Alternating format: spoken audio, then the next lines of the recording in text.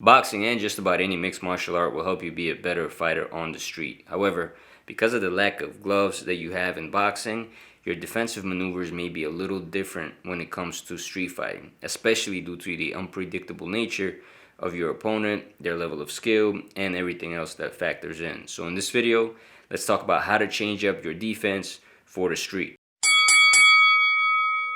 First, you want to start with your set. You want to have your hands up, shoulders high, and your chin tucked. This way, when you're coming into punch, your chin is tucked, any punches are gliding off the top of your head, and your chin is absolutely protected from the fist, right? It's a much smaller target that's coming your way. You won't have the size of the glove to block. You'll just have a small size of the fist. So you got to make sure that your defense is impregnable, right? You want to make sure your shoulders are high, chin is tucked constantly, because then even if you do get hit, you kind of take that force well. If you watch guys that really keep their chin down in a fight, like Bernard Hopkins, they very rarely get rocked. And it's not because they have such an amazing chin.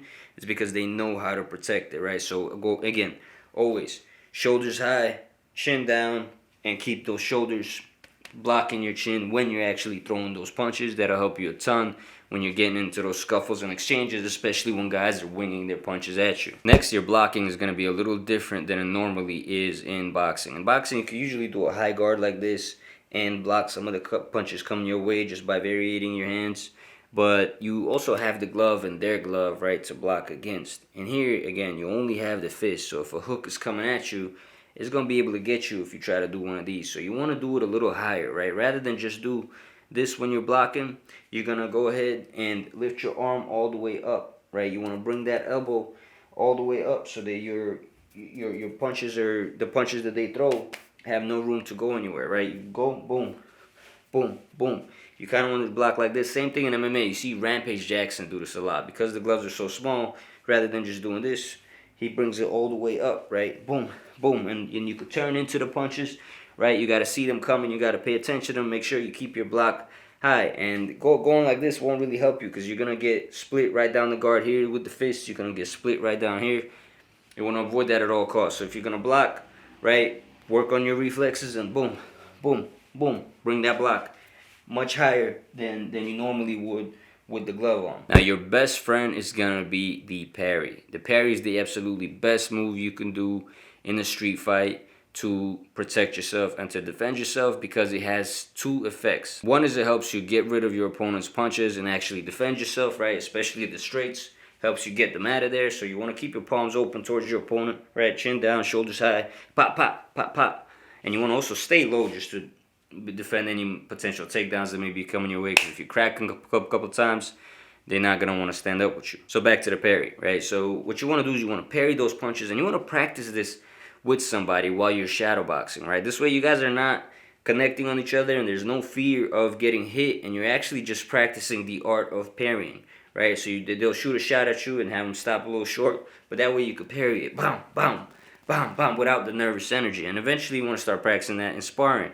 And you also want to increase the strength of your parry because that's what will determine how badly you demoralize your opponent when you do it. That's the second benefit of it, right, is that it demoralizes your opponent when you parry their punches, right? Once you do this and they come at you with everything and you just paw it out the way, it makes them feel like they're weaker than you, right? Which will give you that mental edge in the fight. And you could even practice the parry on the back, right? You throw a couple punches, boom, boom, boom. This will help you strengthen the parry with your palms, getting more density in your forearm, right? And just all the parry muscles will be strengthened when you do it this way, right? So practice your parrying on the back, boom, right? Boom. Practice countering off of it, and make sure you're constantly drilling it, right? Drill it in sparring, drill it in shadow boxing, drill it on the bag, and get good at parrying. Get good at mixing it up, right? Parry, block, counter, right? Work on the different defensive combinations, right? Every time you throw a punch, boom, block, throw another punch, right? Different ways of setting it up. Try to do your defensive maneuvers as much as you do your offensive maneuvers and practice it constantly and get in the habit of blocking those things high, parrying those punches, right, and just mixing it all up. Next is going to be the head movement. Head movement is super important in the street because especially if you have a slow guy coming at you, it can help you get out of the way and put yourself in an advantageous position in order to counter him and land some big shots. But on the street, I recommend doing more of a Mike Tyson style head movement rather than a Roy Jones style head movement because you're keeping your hands up with the Mike Tyson, right? Instead of going like this and keeping your chin out and trying to get out the way and look fancy, you want to instead do like the Kimbo Slice style, right? Keep your head up, boom, boom, right? Move, move, move. And in the street, you could actually get away with more moving out the way, even when they're not throwing punches. Just keep your head moving. The street fighters aren't as good as boxers in timing your punches and getting your rhythm right. There's a lot of adrenaline in the process, so most guys are not thinking in there, unless they're trained athletes, which you're probably screwed anyway if you find a trained guy. But unless they're trained, they're most likely not thinking about the opportunities there, right? They're letting the adrenaline take over, and they're letting the ape in them control how they fight. So you want to keep your hands up and move your head, right? Even if they're not throwing, move your head, move your head. Give them something to think about, right? Give them, intimidate them. Show them that you are actually trained, right? That you know how to fight. This isn't your first time. And that's going to fuck with their head. So you want to constantly move your head, right? Fire off shots, especially if they're coming at you. You want to whoop, get out the way, and come back with something, and that'll most likely end the fight, right? The lack of predictability in getting hit with something that you don't see is what puts people out. So especially on the street, guys that are not used to getting punched in the face, they're gonna go down from the slightest punch that they don't see coming. So it wouldn't even take much to knock somebody out. The way you want to get good at head movement is to just constantly move your head when you're shadow boxing, right?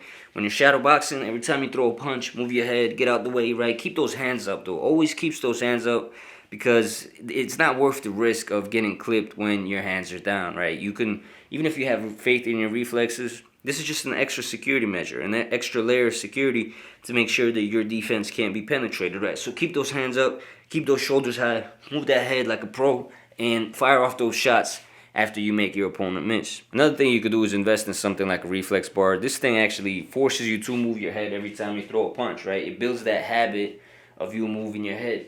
So you fire off a shot, boom, right? And then block, right? Fire off a shot, boom, block, boom, block, right? It kind of teaches you to move your head constantly and get really good at putting defense as a priority in your fighting style. The last tip is that offense is your best defense, especially in a street fight. First thing you want to do is always punch first. As soon as somebody's in punching range, you want to fire off your hands. Don't wait until they hurt you, because they're immediately given the bigger advantage in the fight. So don't wait until someone hits you. If you feel like the situation is escalating and they're coming to physically harm you, get your shot off first. And the most important tip that I tell people when they fight is once you connect, don't stop connecting. If you land your first punch, keep throwing until you miss two, right? When one is okay, you can miss one, but if you connect with the next one, keep throwing. Keep throwing until you miss two. Once you miss two, you want to reset and get back into an advantageous spot. But if you are connecting, as soon as you connect, keep going. Don't stop and admire your work, right? Some guys hit somebody, and even if they're not out, they'll start talking smack. There's no time for that. Street fighting is dangerous. You want to incapacitate your opponent as soon as possible.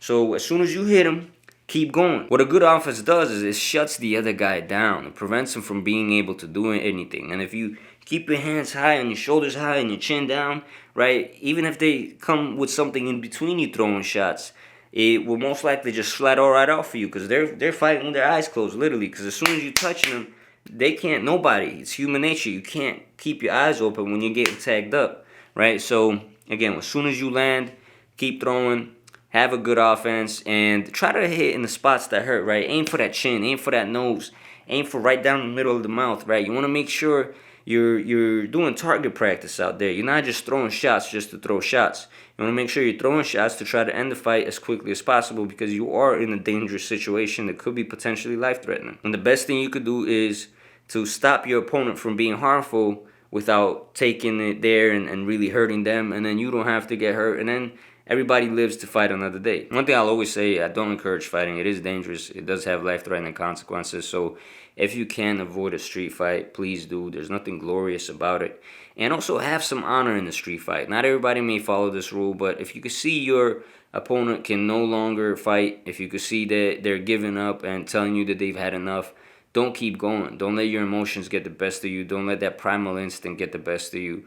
Walk away. Let them move on back to their family. You move on back to your family. There's no reason to continue hurting somebody when the battle has been over. Those are my defensive street fighting tips. Hope you guys enjoyed the video. If you did, hit all those YouTube buttons. Remember, if you want to be good at street fighting, you want to train like a combat sports athlete. It doesn't always correlate directly to the street, but it mostly does. Your speed, your power, your defensive skills, your offensive skills, all that translates into a fight, right? You just need to do a couple small little tweaks to fit it more of a street environment rather than a professional environment.